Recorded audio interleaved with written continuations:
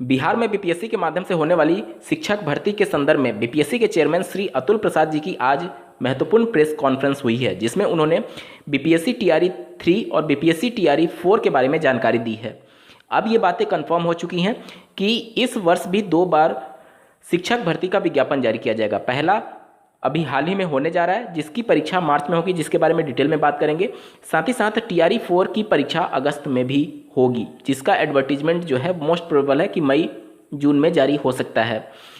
इसके रिगार्डिंग जो भी आपके मन में सवाल हैं, आवेदन कब से लिए जाएंगे, फॉर्म कब तक भरे जाएंगे, अपीयरिंग वाले को मौका मिलेगा या नहीं, सीटेट इस बार वाले को मौका मिलेगा नहीं, परीक्षा कब होगी, इन सब के बारे में डिटेल में बात करने जा रहे हैं। अंत तक जरूर जुड़े रहिएगा। नमस्कार दोस्तों, मेरा नाम है नीरज, आप देख रहे हैं कैरियर बिट यूट्यूब चैनल। अगर आप इस चैनल पर पहली बार विजिट कर रहे हैं तो इसको सब्सक्राइब करते हुए बेल आइकन को प्रेस करना ना भूलें।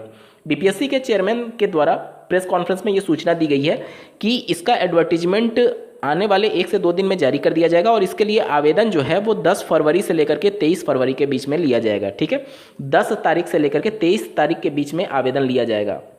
परीक्षा की अगर हम लोग बात करें तो 7 मार्च से 17 मार्च के बीच में परीक्षा होना प्रस्तावित है। जिस प्रकार से टीआरई 1 और टीआरई 2 में पेपर हुआ था, उसी तरीके से यहाँ पर भी पेपर लिए जाएंगे और 7 से 17 मार्च के बीच में परीक्षा होना प्रस्तावित है। हालांकि उनके द्वारा ये भी कहा गया है कि चूंकि लोकसभा का चुनाव है और अगर कुछ प्रॉब्लम रहा, प्रशासनिक कुछ आदेश हुआ, तो उसके हिसाब से तिथियों में बदलाव किया जा सकता है। ये परीक्षा की तिथियों की बात की जा रही है। आवेदन की तिथि तो कंफर्म है कि 10 फरवरी से लेकर के 23 फरवरी के बीच में आवेदन लिए जाएंगे, लेकिन जो परीक्षा की तिथि है उसकी तिथियों में बदलाव किया जा सकता है लोकसभा चुनाव को देखते हुए। मतलब कि बहुत ज़्यादा डिस्टर्ब नहीं होगा तो या तो पहले होने की संभावना तो कम है, बाद में हो सकता है, अगर कुछ परेशानी हुई तो बाद में हो सकता है, लेकिन अभी के हिसाब से 7 से 17 मार्च के बीच में परीक्षा होगी। अब बात करते हैं अपीयरिंग वाले अभ्यर्थियों को मौका मिलेगा या नहीं। देखिए, ध्यान से समझिएगा, इस समय सीटेट अपीयरिंग की बात ही केवल होगी, क्योंकि सीटेट के लिए आवेदन परीक्षा हो चुकी है और इसके आंसर की और रिजल्ट का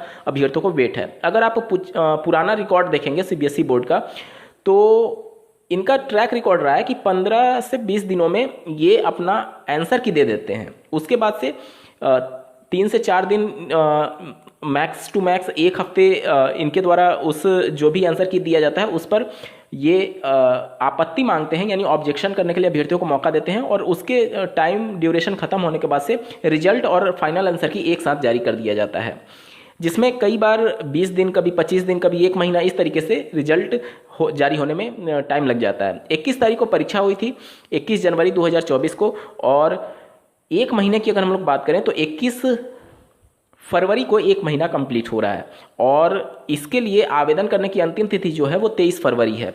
तो अगर 23 फरवरी से पहले अगर रिजल्ट घोषित हो जाता है तो मौका मिलेगा, अन्यथा की कंडीशन में मौका नहीं मिलेगा। बीपीएससी के चेयरमैन ने साफ शब्दों में कहा है कि जो आवेदन करने की अंतिम तिथि होगी वहीं मिनिमम एलिजिबिलिटी हासिल करने की भी अंतिम तिथि होगी, यानी कि 23 फरवरी 2024 तक आपके पास जितनी भी शैक्षणिक अर्हताएं हैं इंक्लूडिंग टीचर एलिजिबिलिटी टेस्ट, वो सब कुछ आपके पास होना चाहिए। यानी कि 23 फरवरी 2024 थ्रेशोल्ड डेट हो गया, उसके पहले आपका टेट, बीएड, बीटीसी जो भी होगा वो सब कुछ कंप्लीट होना चाहिए। अब आते हैं कि किस पद पर ये वैकेंसी जारी होगी।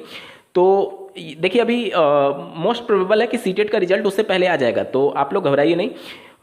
बहुत ज़्यादा चांसेस हैं कि अपीयरिंग वाले का रिजल्ट जारी हो जाएगा, सीटेट वाला, और आपको मौका जरूर मिलेगा। लेकिन जो बीएड अपीयरिंग में होंगे या फिर जो बीटीसी अपीयरिंग में होंगे उनको मौका नहीं मिलेगा अगर 23 फरवरी से पहले आपका रिजल्ट घोषित नहीं होता है। तो यहाँ तक क्लियर हो गया।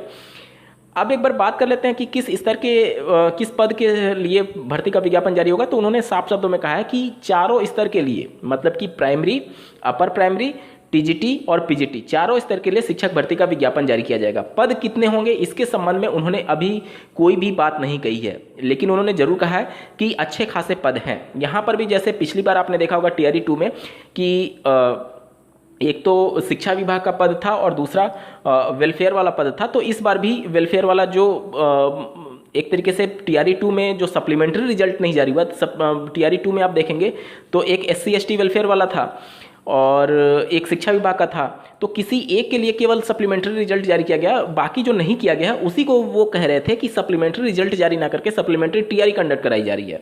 और जो टीआरई 3 पहले से प्रपोज्ड था, जो इनके एग्जामिनेशन कैलेंडर में अगस्त में कराया जाना, उसको टीआरई 4 का नाम दिया जा रहा है और वो अपने समय पर होगा। मतलब कि इस बार भी प्राइमरी, उच्च प्राथमिक, टीजीटी, पीजीटी यानी बीएड और डीएलएड दोनों को मौका मिलने जा रहा है। प्राइमरी में तो केवल डीएलएड ही रहेगा, लेकिन इसके अलावा अपर प्राइमरी की बात कर लें, टीजीटी की बात कर लें, पीजीटी की बात कर लें, तो उसमें बीएड पूरी तरीके से बीएड के लिए ही वैकेंसी होगी। अपर प्राइमरी की अगर बात करते हैं तो अगर आप इंटरमीडिएट के बाद डीएलएड में प्रवेश किए होंगे तो आप एलिजिबल नहीं होंगे, लेकिन अगर आपका ग्रेजुएशन प्लस डीएलएड होगा तो आप अपर प्राइमरी की वैकेंसी में भी सम्मिलित होने के लिए पूरी तरीके से पात्र हो जाते हैं। अपर प्राइमरी की वैकेंसी में सम्मिलित होने के लिए जैसा कि आपको ज्ञात होगा कि अपर प्राइमरी का टेट क्वालिफाई होना चाहिए, यानी पेपर 2 क्वालिफाई होना चाहिए, और प्राइमरी के लिए पेपर 1 मांगा जाएगा, ठीक है। और अगर बात करें टीजीटी पीजीटी के लिए, तो टीजीटी पीजीटी दोनों के लिए आपको बीएड होना अनिवार्य है। और बिहार में जो बीएसईबी के माध्यम से वहाँ पर जो एसटीईटी की परीक्षा कंडक्ट कराई जाती है, अगर पेपर 1 अगर आपने क्वालिफाई किया है और बीएड है तो आप टीजीटी यानी वहाँ पर उसे माध्यमिक बोला जाता है, माध्यमिक के लिए आप आवेदन करने के लिए पात्र हो जाएंगे। और अगर आप बीएड हैं और एसटीईटी पेपर 2 क्वालिफाई किए हुए हैं, जो कि बीएसईबी बिहार के द्वारा कंडक्ट कराया जाता है, अगर वो क्वालिफाई किए होंगे और बीएड होंगे तो आप पीजीटी यानी कि उच्च माध्यमिक के लिए आवेदन करने के लिए पूरी तरीके से पात्र हो जाएंगे। इसके अलावा अगर आप सिंपल बीएड हैं और अगर आपने माध्यमिक वाला एसटीईटी या फिर उच्च माध्यमिक वाला एसटीईटी क्वालिफाई नहीं किया है तो आप आवेदन करने के लिए पात्र नहीं होंगे, ठीक है। इसके बाद से सीटेट के मार्क्स को लेकर के बहुत ज़्यादा डाउट थे। देखिए यहाँ पर मैं बता दूं, महिलाओं को लेकर के पिछली बार जो भी महिलाएं थीं जिनका 90 नंबर से कम था और अदर स्टेट से बिलोंग कर रही थी, उनको बाहर निकालने की कार्रवाई की जा रही थी, उनका नोटिस जारी हुआ था और ये सभी चीज़ें। तो देखिए, हालांकि अगर आप देखेंगे तो ये चीज़ें गलत हैं। अगर आप कोर्ट का सहारा लेंगे, निश्चित तौर पर अगर वहाँ की जनरल कैंडिडेट फीमेल कैंडिडेट को 82 नंबर पर लिया जा रहा है तो निश्चित तौर पर यहाँ अदर स्टेट की फीमेल कैंडिडेट भी जनरल में ही फाइट कर रही हैं, तो उस हिसाब से देखेंगे तो 82 नंबर ही होना चाहिए। लेकिन यहाँ पर अदर स्टेट के कैंडिडेट जो भी हैं, अदर स्टेट की महिलाएं, स्पेशली महिलाओं की बात कर लें तो उनके लिए 90 नंबर अनिवार्य रखा गया है, ठीक है। क्योंकि ये बातें कहीं नोटिफिकेशन में टीआरई 2 में भी नहीं लिखी थी और टीआरई 1 में भी नहीं लिखी गई थी। लेकिन अगर आप देखेंगे तो कई जिलों में वहाँ पर नोटिस इशू किया गया है कि ऐसी महिलाओं का लिस्ट जारी किया गया है जो कि 90 नंबर नहीं है और अदर स्टेट से हैं और उन पर कार्रवाई करने की बात की जा रही थी, मतलब कि एक तरीके से उनको बाहर निकालने की बात की जा रही थी। ये सभी चीज़ें चल रही थी। तो इससे स्पष्ट हो रहा है कि 90 नंबर ही चाहिए अदर स्टेट की फीमेल कैंडिडेट को। हालांकि मैं बार बार कह रहा हूँ कि जो इनका नोटिफिकेशन है उसमें बहुत ज़्यादा लूप होल है, जो वहाँ का पत्र है उसमें बहुत ज़्यादा लूप होल है। अगर अदर स्टेट की फीमेल कैंडिडेट कोर्ट का दरवाजा खटखटाती हैं, 100% जीत उन्हीं की होगी, ठीक है। लेकिन इसके लिए पहले आपको कोर्ट का सहारा लेना होगा। और न्यू फ्रेश रिक्रूटमेंट की बात कर लें तो अब पिछली बार जिस तरीके से ट्रीट किया जा रहा, हो सकता है इस बार भी ट्रीट किया जाए। तो अदर स्टेट की फीमेल कैंडिडेट जो भी होंगी उनके लिए 90 नंबर चाहिए, चाहे अगर आप प्राइमरी में जाएँ या फिर अपर प्राइमरी में जाएँ, ठीक है। और अगर हम लोग बात कर लें अदर स्टेट के मेल कैंडिडेट के लिए, तो उनके लिए तो कोई डाउट है ही नहीं। अदर स्टेट के जो भी मेल कैंडिडेट होंगे उनके लिए 90 नंबर ही चाहिए, चाहे आप अपर प्राइमरी में जाएं या फिर प्राइमरी में जाएं। उम्मीद करता हूं आपके डाउट क्लियर हो गए होंगे। इस वीडियो को देखने के लिए आपका बहुत बहुत धन्यवाद। भगवान करे आपका दिन शुभ हो।